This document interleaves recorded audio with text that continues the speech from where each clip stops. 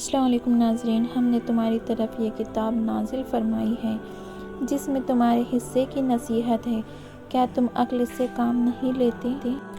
صبح سویرے کام شروع کرنا۔ نبی کریم صلی اللہ تعالیٰ علیہ وسلم نے فرمایا، میں نے اللہ تعالیٰ سے دعا کی کہ یا اللہ، میری امت کے لیے اس کے سویرے کے کاموں میں برکت عطا فرما۔ غصہ شیطان سے پیدا ہوتا ہے اور شیطان آگ سے پیدا ہوا ہے اور آگ پانی سے بجھائی جاتی ہے۔ اگر تم میں سے کسی کو غصہ آ جائے تو اسے وضو کر لینا چاہیے۔ نکاح کا حکم۔ نکاح اور ایمان کے سوا کوئی عبادت ایسی نہیں جو حضرت آدم علیہ السلام کے وقت سے اب تک جائز ہو اور جنت میں بھی باقی رہے۔ رسول اللہ صلی اللہ علیہ وسلم نے فرمایا، نکاح میری سنت ہے اور جو شخص میری سنت سے اعراض کرے گا وہ مجھ سے نہیں۔ رسول اللہ صلی اللہ علیہ وسلم نے فرمایا، اذان اور اقامت کے درمیان دعائیں رد نہیں ہوتی، لہٰذا دعا مانگا کرو۔ رسول اللہ صلی اللہ علیہ وسلم نے فرمایا، یاد رکھو اللہ کی مدد و نصرت صبر کے ساتھ ہی ہے اور ہر تکلیف و مصیبت کے بعد کشادگی ہے اور بلا شبہ ہر تنگی و مشکل کے بعد آسانی ہے۔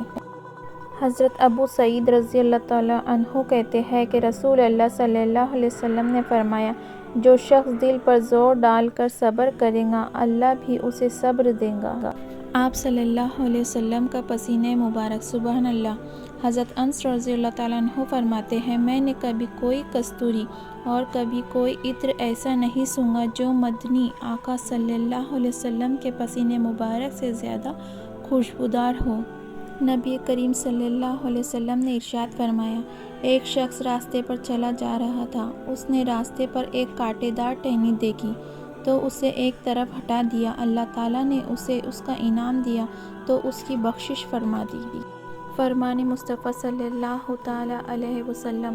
ایک شخص نے نبی کریم صلی اللہ تعالیٰ علیہ وسلم سے سوال کیا، اسلام کا کون سا عمل بہتر ہے؟ فرمایا، کھانا کھلانا اور ہر مسلمان کو سلام کرنا، خواہ اسے پہچانو یا نہ پہچانو۔ روٹی کی عزت کرو کیونکہ اللہ تعالیٰ نے اس کو عزت دی ہے۔ فرمان مصطفیٰ صلی اللہ علیہ وسلم۔ روٹی کا احترام کرو کہ وہ آسمان و زمین کی برکات سے ہے۔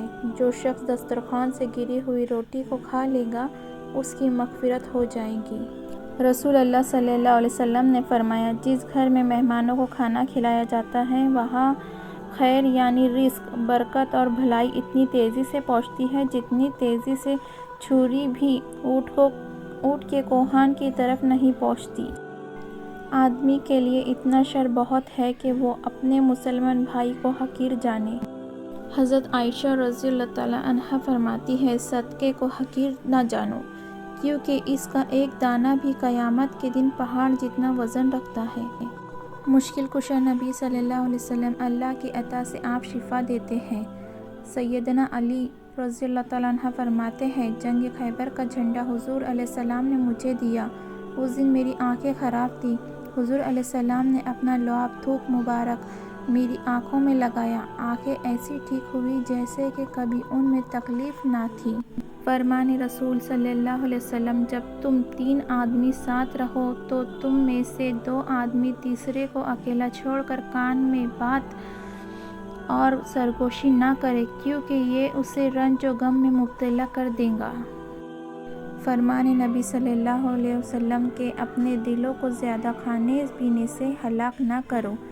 جس طرح زیادہ پانی سے کھیتی تباہ ہو جاتی ہے، اسی طرح زیادہ کھانے پینے سے دل ہلاک ہو جاتا ہے۔